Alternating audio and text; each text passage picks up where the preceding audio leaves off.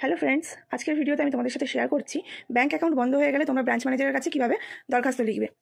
তো প্রথমে লিখবে টু দ্য ব্রাঞ্চ ম্যানেজার, তারপর ব্যাঙ্ক নেম, ব্রাঞ্চ নেম, মানে টু দ্য ব্রাঞ্চ ম্যানেজারের নিচে তোমাদের ব্যাঙ্কের নাম, তার নিচে ব্রাঞ্চের নাম লিখবে। তারপর বিষয় লিখবে ব্যাঙ্ক অ্যাকাউন্ট বন্ধ করার জন্য আবেদন।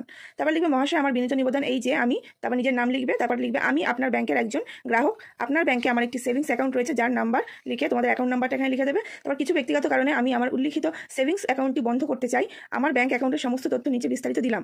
তারপর নিচে লিখবে নেম, তোমার নাম, অ্যাকাউন্ট নাম্বারটা এখানে লিখবে। তারপর আইএফএসসি কোড, এই আইএফএসসি কোডটা তোমরা ব্যাঙ্ক বইয়ের ফ্রন্ট পেজে পেয়ে যাবে, ব্যাঙ্কের পাসবুকের ফ্রন্ট পেজে পেয়ে যাবে। তারপর লিখবে এটিএম নম্বর, যদি এটিএম থেকে থাকে তাহলে এটিএম কার্ড নাম্বারটা লিখে দেবে। তারপর মোবাইল নম্বরটা এখানে লিখে দেবে। তারপর লিখবে অতএব মহাশয়ের কাছে আমার বিশেষ অনুরোধ এই যে আপনি যদি আমার ব্যাঙ্ক অ্যাকাউন্টটি দ্রুত বন্ধ করার ব্যবস্থা করেন এবং উক্ত অ্যাকাউন্টের সমস্ত টাকা আমাকে নগদ হিসাবে হাতে দেওয়ার ব্যবস্থা করে দেন, তাহলে আমি আপনার কাছে কৃতজ্ঞ থাকিব। এখানে বাদিকে স্থান আর তারিখটা লিখে দেবে, আর এখানে লিখবে ধন্যবাদ অন্তে আবেদনকারীর স্বাক্ষর, মানে যে আবেদন করছে তার এখানে সইটা করে দেবে।